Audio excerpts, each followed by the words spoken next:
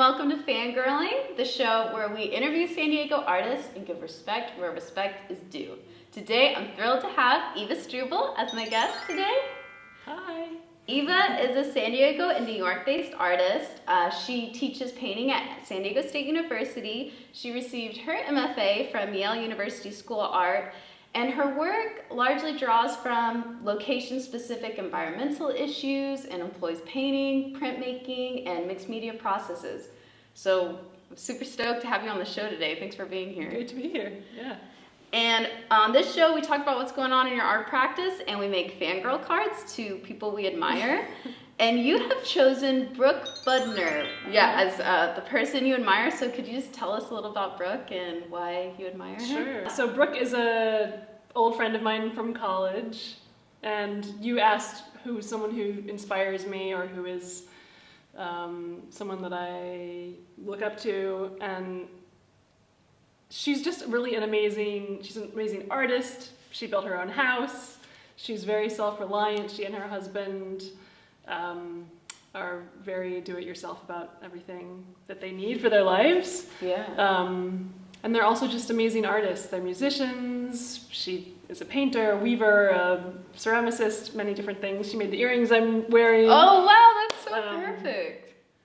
So I feel like, and she's just also really wonderful to be around. So she's an inspiration to me. That's amazing. Yeah, and so varied, like weaving, I found on her website, like building, jewelry, like gardening. Yeah. Yeah. Awesome. Yeah. She and her husband live up in Orcas Island in Washington. So like a tiny little island in the San Juans. They actually built 2 homes for themselves, just like timber frame houses, tiny houses. Oh, cool. So that it's like a old way of building with post and beam where you don't even necessarily need nails. You're actually like fitting the timber in together. So something that I like to do, but I don't always do, is like everything. I like to learn how to make the things that I need, right? Mm-hmm. And that happens like 20% of the time. Right. Like growing some of my own food, or like making the products that I need, that I use day to day. But I feel like for them, they kind of do that like 95% of the time. So it's not like she, went to school as an architect. They actually, learned how to make a house when they needed a house. So I feel like it's really sort of ethically responsible at this moment in time to try to be more self-sufficient. Totally, and just completely empowering too. Totally, right? Like to be able to have the skills to take care of what you need to live. For sure. It's pretty nice. Yeah, and rebellious too. It's not exactly like how our culture, what they encourage right now, like. Exactly, yeah. Every week I'm like, I'm gonna quit Amazon Prime. I don't need it, and then I can't. Yes. But I could. Yeah. Hey, your vegetables are off the chain though. I saw them on your Instagram. Yes, you've been definitely harvesting some cool stuff. Sweet potatoes. Yeah, that was nuts. Or I saw some melon too. Didn't even know that a melon existed. Yeah, we had this big watermelon. Yeah, we're just learning, figuring it out. Killing it. Yeah.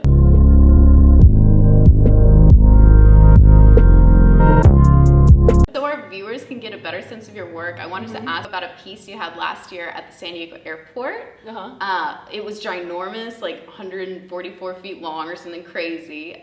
So can you just walk us through your thought and process behind Soar Shift Shelter? Hard to say. Soar Shift Shelter.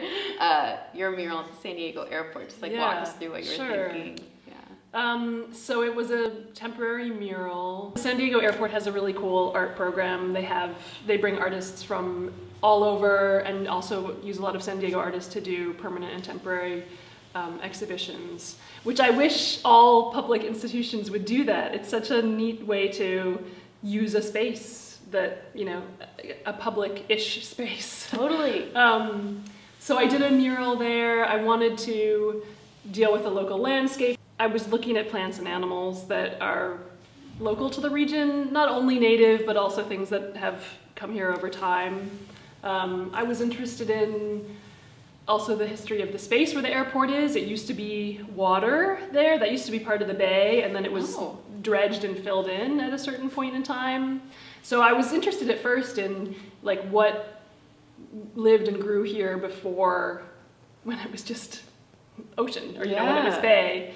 And then that kind of that research expanded a little bit, and I started drawing from.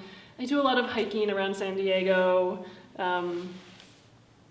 so sort of just drawing on the plants and animals that I see when I'm outside here, and then also combining that with different textures from paintings that are a little bit more chance-based, right? Like playing with what materials can give me that I couldn't intentionally create. Yeah, so for that specific piece, so it ended up being printed, right, on... It was printed on vinyl. So then do you like collage on your iPad, or like do you do prints and then like take photos of those and then put them on the iPad, right. or how does it, what's that? That was the first piece I've done like that, so it was also a learning process. I did it all in Photoshop. Mm-hmm.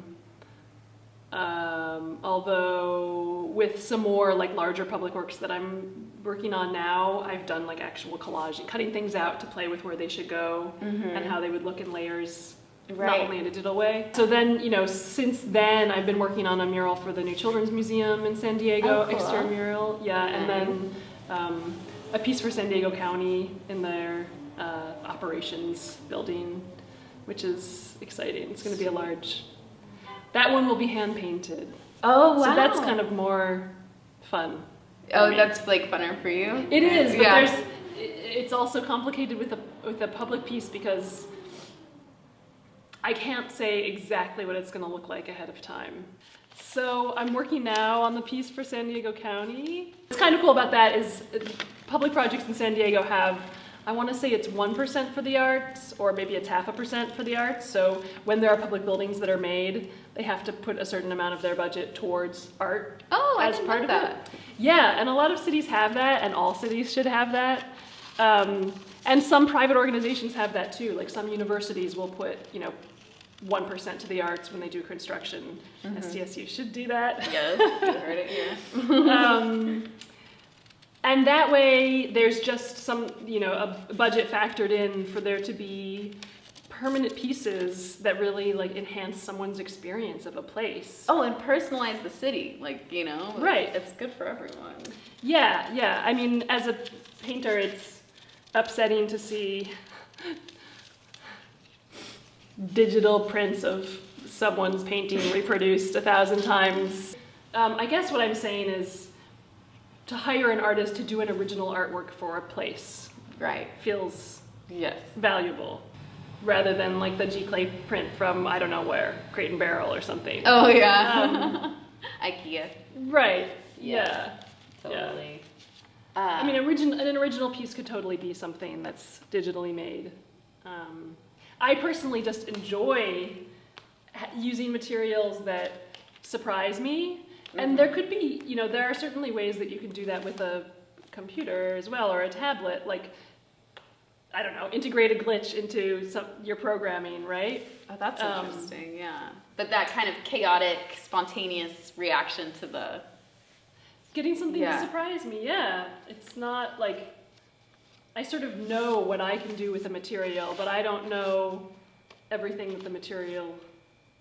The material should speak to me. The material should surprise me with something that I don't know how to do yet. Does that make sense? Yeah, totally. Word. I feel that. Like, what can this heart teach me about its materiality?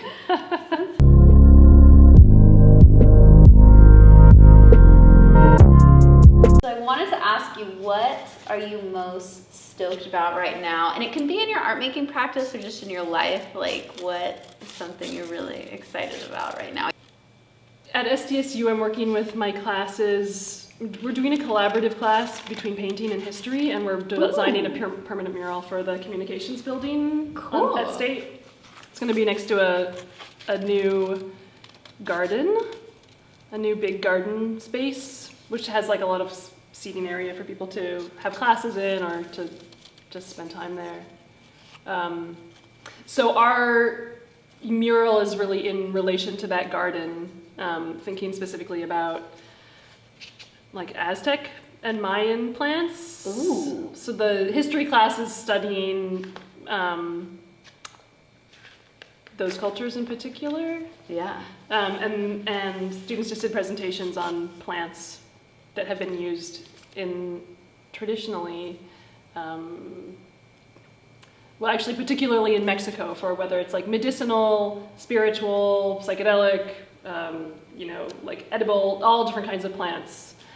So we're using, right now we're working on designs using those plants for the mural.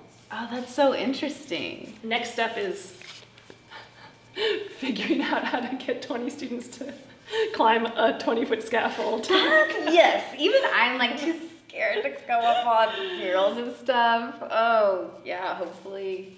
Yeah. To like. We're just gonna get a lot of harnesses. Everyone's gonna be, it's gonna be great.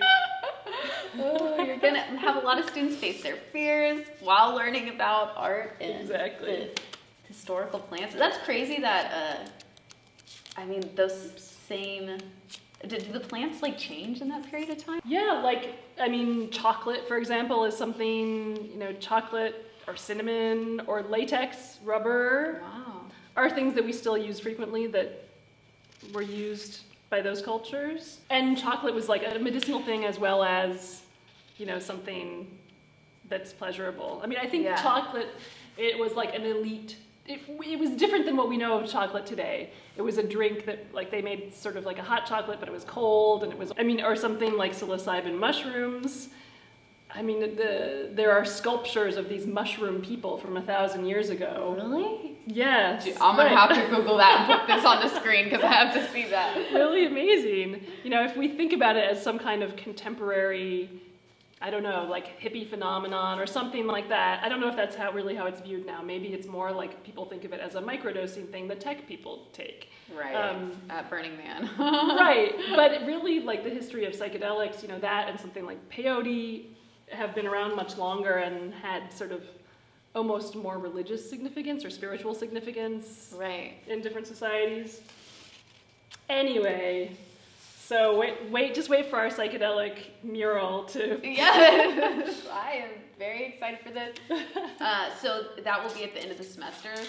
We're going to make it in the spring, in spring 2020.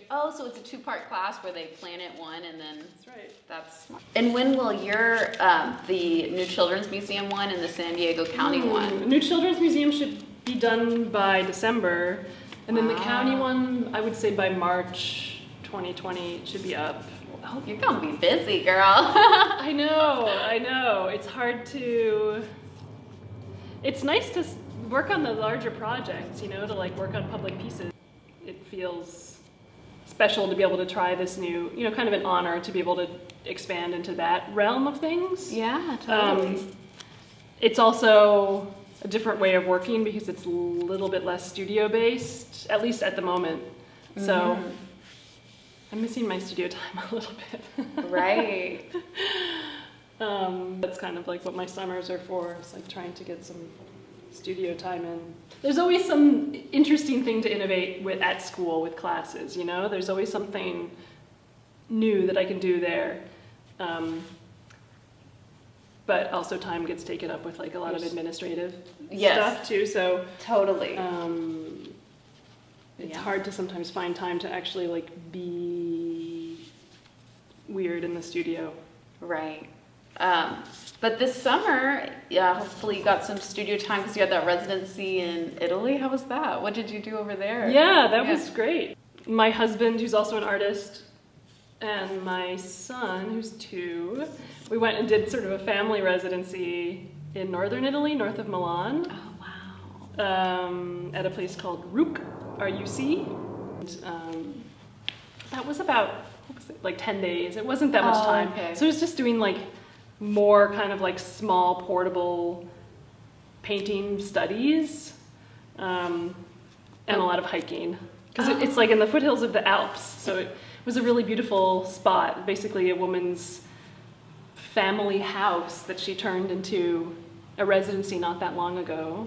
So it was really sweet, it was very kind of just like, almost, we would call it maybe like a villa, Yeah. Maybe I don't know if they would call it a villa, but this big old country house, with mountains all around, and then just like tons of green, Felix my son is still, to this day, will say, "Go back Italy." Oh, really? Oh, he's such a cultured little baby. Oh, God. Yeah, no, I just like start your own crowdfunding for that. Yes! You're gonna have to make your own GoFundMe for the next Italy trip. It's not a cheap experience getting there from California. That is so cute. It was good for all of us. He had a lot of free reign to just like wake up in the morning and run. You know, Just like a little. there's like vineyards and gardens and this and that and the other. So he could just like run outside and be totally free. And then Scott and I could do some work and artwork. Yeah, what an amazing experience to have as a family. Like, yeah, that's really special. Yeah, I wish more residencies were open to families. It's hard to find them, actually. I think it's becoming more of a thing. It's more on I don't know, more available or sort of more talked about that parent artists Right, it should be, yeah. want to do that too. As artists, we should be allowed to have families. Yeah. Tell me about your Valentine. Oh, this is a shout out to YouTuber Steve1989. I admire him because he just makes very specific, well executed videos and follows his passion. Yeah. And he's been really successful at it. So It sounds like they're pretty funny.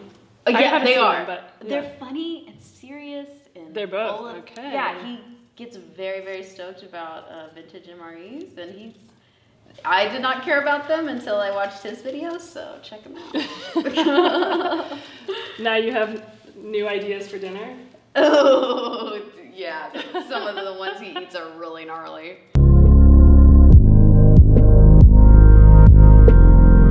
I wanted to ask about, we kind of touched on this with like your process for the big mural, but have you noticed, like, has the rise of social media and technology like affected your art making practice? Like,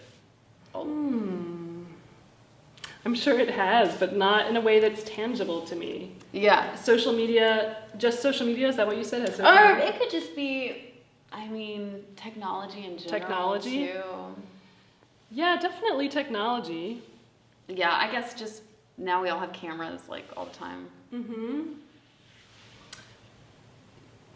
Yeah, I mean, in some ways I use technology more in my classes than even for my own work. Like we're doing a time-lapse animation in my experimental processes class right now. So that could be a painting or a drawing or even a sculptural piece.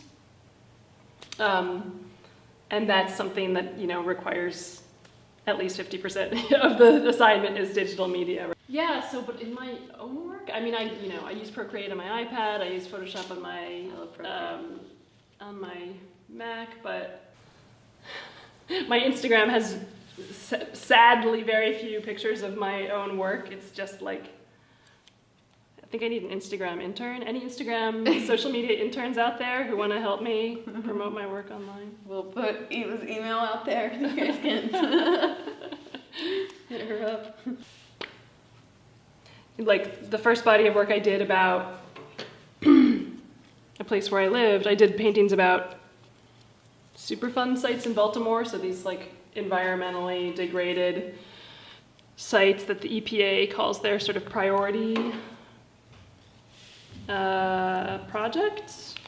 And you know, the only way that I could find those sites was through looking through the EPA, the Environmental Protection Agency's database online. Like, what are the polluted sites around you where you live? There are so many of them, you know, and that you don't imagine. In San Diego, there are tons also. Many are military bases. I guess from testing of, I'm not sure from what it is, just like chemicals or weapons testing. Yeah, Superfund. Superfund. Right, because it takes so many. It's not super fun.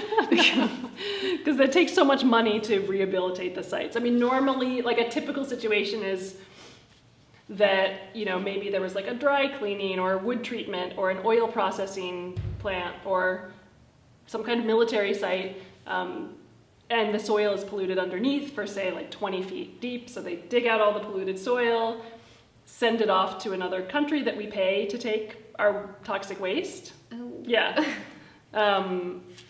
And then fill it in with like concrete and then put something on top of it. It depends how polluted it was. I mean, sometimes it can't be residential. Sometimes it just has to be a parking lot. Right, I went to one place that was a Superfund site and it had turned into a mini golf place and it was called Superfund Mini Golf. That is so dark. Amazing. I don't know if anyone knows who goes there that that's what it was.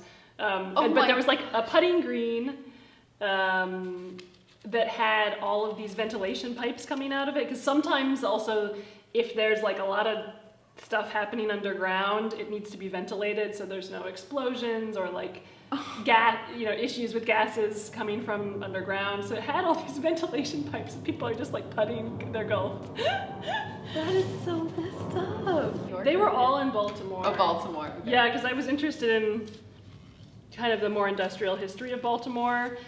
Not necessarily in a judgmental way. My dad worked in industry my whole life as an engineer. Oh, I didn't know. So, like my existence and my family's existence also like owes credit to industry. So there's Right. this like kind of like mixed and difficult relationship with thinking about pollution and industry.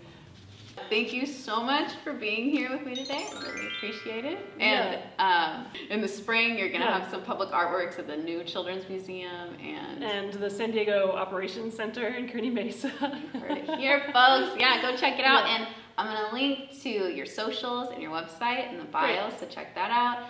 And if you guys want more interviews with San Diego artists, click that subscribe button because we'll have more each week. And yeah, thanks so much. This was awesome. Thanks for having me.